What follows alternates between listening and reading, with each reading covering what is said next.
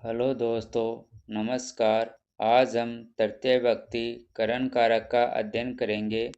साधतं करणं कृतकरणयोः तृतीया क्रियाया सिद्धो यत् सर्वाधिकं सहायकं भवति तस्य कारकस्य कर्मसंज्ञा भवति। कर्तरि करणे च तृतीय व्यक्ति भवति।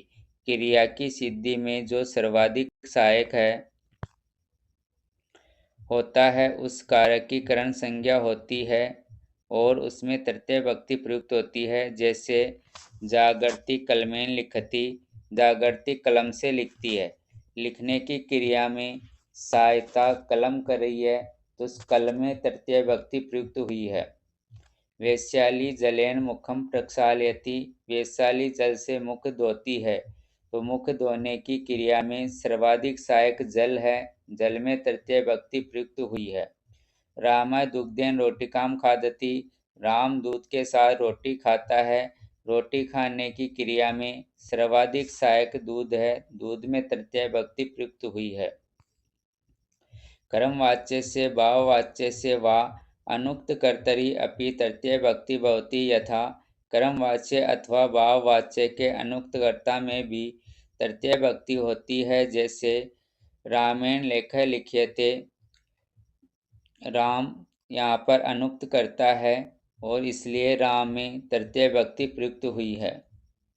मया जलम पीयते, मैंने जल पिया कर्मवाच्य है तो मैंने में तृतीय व्यक्ति प्रयुक्त हुई है, इसलिए मया तृतीय व्यक्ति प्रयुक्त हुई है। तेन हस्यते, उसने हंसा भाववाच्य का वाक्य है तो उसने हंसा तो तेन में तृतीय व्यक्ति प्रयुक्त हुई है। बालकेन स्यते भाववाच्य का वाक्य है, बालक सोता है तो बालक में तृतीय व्यक्ति प्रयुक्त हुई है। स साकं समं सार्धं शब्दानां योगे तृतीय व्यक्ति भवति स युक्ते अपरदाने। स साकं सार्धं समम शब्दों के योग में भी तृतीय व्यक्ति होती है। जैसे सीता गीतया साकं पढ़ती, सीता गीता के साथ पढ़ती है तो यहाँ पर साकम का अर्थ होता है साथ, तो सीता गीता के साथ, तो गीता में तृतीय व्यक्ति प्रयुक्त हुई है। ते स्वमित्रे सार्धम क्रीडन्ति, वे अपने मित्रों के साथ खेलते हैं। सार्धम का अर्थ होता है साथ, इसलिए स्वमित्र में तृतीय व्यक्ति प्रयुक्त हुई है। जनक पुत्रेण सह गस्ती, पिता पुत्र के साथ जाता है। सह का अर्थ होता है साथ, इसलिए पुत्र में तृतीय व्यक्ति प्रयुक्त हुई है। त्वं गुरूणां समं वेदपाठं करोसि, तुम गुरु के साथ वेदपाठ करो, तो इसलिए यहाँ पर समम का अर्थ होता है साथ, इसलिए गुरु शब्द में तृतीय व्यक्ति प्रयुक्त हुई है। एनांग विकार, एन विकृत अंगेन अंगिनी विकारो लक्ष्यते तस्मान चिन्ह वाचिनी शब्दे तृतीया विभक्ति भवति। जिस विकार युक्त अंग में विकार दिखलाई देता है उस विकृत अंग वाचक शब्द में तृतीय व्यक्ति प्रयुक्त होती है। जैसे स नेत्रेण काणः अस्ति, वह आँख से काना है, तो आँख में विकार उत्पन्न हुआ है इसलिए आँख में तृतीय व्यक्ति प्रयुक्त हुई है। बालकः कर्णेन बधिरः वर्तते, बालक कान से बहरा है, तो यहाँ पर विकार कान में हुआ है इसलिए कान में तृतीय व्यक्ति प्रयुक्त हुई है। साधु पादेन खंजस्ति, साधु पैर से लंगड़ा है, तो यहाँ पर विकार पैर में हुआ है इसलिए पैर में तृतीय व्यक्ति प्रयुक्त हुई है। श्रेष्ठी शीर्षा खलवाट विद्यते, सेठ सिर से गंजा है, इसलिए सिर में तृतीय व्यक्ति प्रयुक्त हुई है। सूरदास नेत्राभ्याम अंध आसीत, सूरदास नेत्रों से अंधा था, तो यहाँ पर विकार नेत्रों में हुआ है इसलिए नेत्रों में तृतीय व्यक्ति प्रयुक्त हुई है। एन चिन्हेन कस्यचित् अभिज्ञानम भवति तस्मिन् चिन्ह वाचिनी शब्दे तृतीय व्यक्ति भवति इत्थम भूत लक्षणे। जिस चिन्ह से किसी की पहचान होती है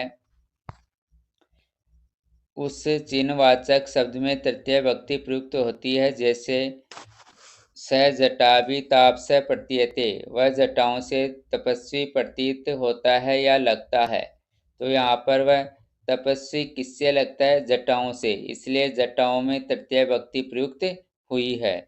स बालकः पुस्तके छात्र प्रतीयते, वह बालक पुस्तकों से छात्र लगता है। तो बालक किससे छात्र लगता है? पुस्तकों से, इसलिए पुस्तकों में तृतीय विभक्ति प्रयुक्त हुई है।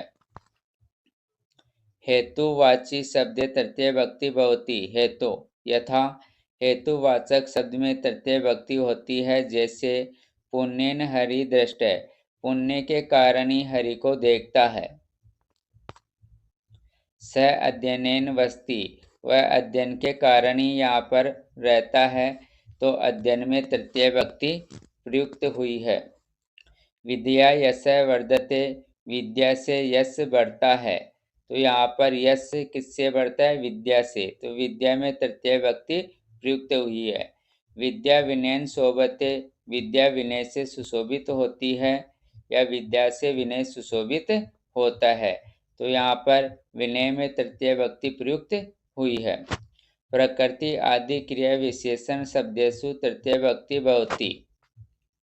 प्रकृत्या आदि भी उपसंख्यानम, प्रकृति स्वभाव आदि क्रिया विशेषण शब्दों में तृतीय विभक्ति होती है, जैसे स प्रकृत्या साधु अस्ति, वह स्वभाव से साधु है। तो प्रकृति शब्द में तृतीय विभक्ति प्रयुक्त हुई है। गणेश सुखेन जीवति, तो गणेश सुख से जीता है। तो यहाँ पर क्रिया विशेषण सुख है, तो सुख में तृतीय विभक्ति प्रयुक्त हुई है। प्रियंका सरलतया लिखती, प्रियंका सरलता से लिखती है। तो यहाँ पर सरलता में तृतीय विभक्ति प्रयुक्त हुई है। मूर्ख दुखेन जीवति, मूर्ख दुख से जीता है या जीवन व्यतीत करता है। तो मूर्ख का जीवन व्यतीत करने का कारण दुख है, तो इसलिए दुख में तृतीय विभक्ति प्रयुक्त हुई है। निषेधार्थकस्य अलम इति शब्दे योगे तृतीय विभक्ति भवति। निषेधार्थक अलम शब्द के योग में तृतीय विभक्ति होती है, जैसे अलम असितेन हंसो मत, अलम विवादेन झगड़ा मत करो। यहाँ पर निषेध अर्थ में कि हंसो मत, झगड़ा मत करो, निषेध किया जा रहा है, इसलिए यहाँ पर तृतीय विभक्ति प्रयुक्त हो रही है।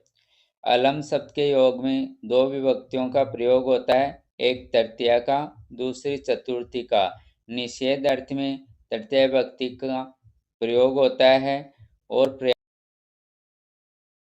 अर्थ में चतुर्थी विभक्ति का प्रयोग होता है।